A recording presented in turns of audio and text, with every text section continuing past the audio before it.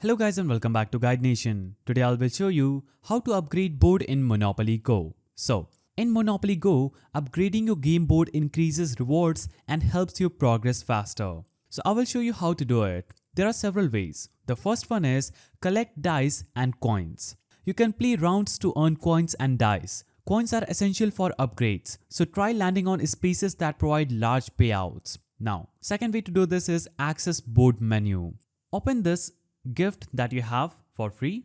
Now when you click on this gift, it will give you free dices that you can use to play, and that score that you will play with will help to upgrade your board. Now, third way is through upgrading properties. So, you'll have to basically click on the build icon and it is going to take you to this page where you'll have to just upgrade your properties. So, spend coins to upgrade each property individually. Each level increases rewards for landing on that property. Now, fourth way to do this is complete sets. Fully upgrading all properties in a set can unlock bonuses including rare collectibles and additional in-game rewards. So, repeat this process across properties and sets to keep upgrading and progressing in the game. So, that's how you do it. If you found this video helpful, please don't forget to give it a thumbs up and thanks for watching.